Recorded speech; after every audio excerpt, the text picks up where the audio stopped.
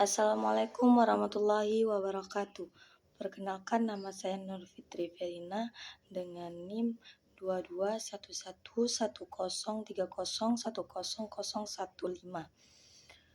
Di sini saya akan membuat video tentang jurnal yang ada di tes di bidang perikanan, dibuat dalam bentuk video dengan judul Pengaruh Modal Manusia dan Pengembangannya Terhadap Kinerja Auditor Kementerian Kelautan dan Perikanan. Dan tujuan dari jurnal tersebut yaitu untuk teknis di bidang pengawasan pelaksanaan kegiatan lain yang mendukung pengembangan profesi auditor yang ditetapkan oleh instansi pembina. Metode dari jurnal tersebut yaitu penelitian ini dilakukan pada Inspektorat Jenderal KKP di Jakarta. Tipe penelitian ini yaitu penelitian kuantitatif dengan metode explanatory survey. Penelitian ini menggunakan metode explanatory karena penelitian ini bertujuan untuk menjelaskan hubungan kausal antara modal manusia, pengembangan modal manusia, dan kinerja auditor KKP. Teknik pengumpulan data pada penelitian ini menggunakan dua jenis data, yaitu data primer dan sekunder. Data primer didapatkan melalui pengisian kuesioner, sedangkan data sekunder didapatkan dari buku jurnal terkait dengan teori dari perumusan penelitian dan database institusi. Metode pengukuran variabel pada kuesioner menggunakan skala Likert. Populasi responden dalam penelitian ini adalah 130 orang auditor internal pada Inspektorat Jenderal Kementerian Kelautan dan Perikanan. Teknik pengambilan sampel yang digunakan dalam penelitian ini adalah non-probability sampling. Jenis non-probability sampling yang digunakan dalam penelitian ini adalah sampling jenuh. Istilah lain dari sampel jenuh adalah sensus, karena metode dan analisis data menggunakan Structural Equation Modeling atau SEM. Maka ukuran sampel harus memenuhi ukuran sampel minimal untuk penerapan model SEM. Ghazali menyatakan bahwa ukuran sampel 100 sampai 150 merupakan ukuran sampel ketika menggunakan SEM sebagai alat analisis dan dalam penentuan jumlah pegawai yang dijadikan responden. Teknik analisis data yang digunakan adalah analisis deskriptif dan analisis SEM (PLS).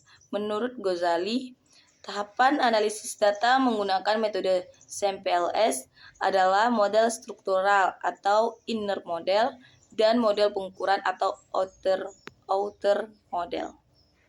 Pembahasan yang dapat kita bahas adalah pembahasannya yaitu analisis untuk gambaran karakteristik responden dan variabel penelitian disebut dengan analisis deskriptif.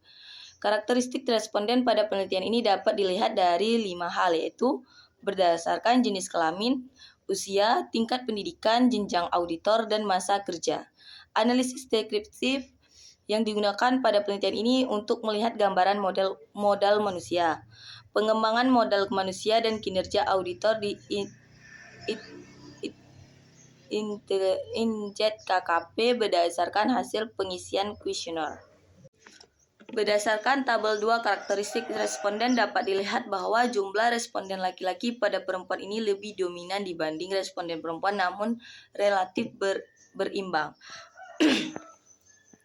Karena perbedaan yang tidak signifikan, perbandingan jumlah tersebut mengindikasikan bahwa minat laki-laki dan perempuan untuk menjadi auditor relatif sama besar. Selain itu, laki-laki dan perempuan mendapatkan kesempatan yang sama dalam proses seleksi. Karakteristik selanjutnya yaitu usaha, di mana usia merupakan salah satu faktor yang dapat mempengaruhi kinerja auditor. Secara keseluruhan, tabel 2 memberikan gambaran bahwa dari 130 responden auditor, mayoritas merupakan laki-laki dengan rentang umur tertinggi yaitu 41 sampai 50 tahun. Pendidikan terakhir yang ditempuh oleh responden terbanyak yaitu sarjana S1 atau D3. Sebagian besar responden auditor memiliki jenjang karir di bidang ahli pertama dan mayoritas lama bekerja 11-20 tahun. Perbandingan jumlah auditor antara laki-laki dan perempuan ini tidak memiliki perbedaan yang signifikan. Karakteristik usia menggambarkan sikap auditor yang lebih bijak dengan semakin bertambah usia. Tingkat pendidikan menunjukkan masih banyak auditor yang perlu mengembangkan diri melalui pendidikan formal. Jenjang auditor menjelaskan mengenai proporsi jenjang auditor yang telah sesuai kebutuhan peran, sedangkan masa kerja mengembangkan tingkat pengalaman dan pengetahuan auditor selama melakukan pengawasan. Kesimpulannya yaitu berdasarkan hasil penelitian ditemukan bahwa kinerja auditor tidak dipengaruhi langsung oleh pengembangan modal manusia. Inspektorat Jenderal KKP harus memperhatikan pencapaian kinerja dalam penyusunan program-program pengembangan modal manusia sehingga berdampak pada peningkatan kinerja auditor. Namun demikian, pengembangan modal manusia memiliki peran yang signifikan dalam meningkatkan modal manusia. Indikator pengembangan modal manusia yang direfleksikan paling baik secara berturut-turut adalah memberikan pelatihan di tempat kerja, dukungan karir, dan memberikan pelatihan di luar pekerjaan. Ditemukan bahwa modal manusia yang baik berperan penting bagi auditor dalam memenuhi target kuantitas, waktu, dan kualitas kerja.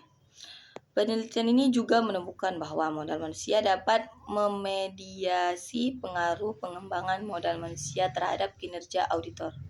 Pengetahuan, pengalaman, kecakapan profesional, dan sikap kepribadian merupakan indikator modal manusia yang paling penting dalam penelitian ini.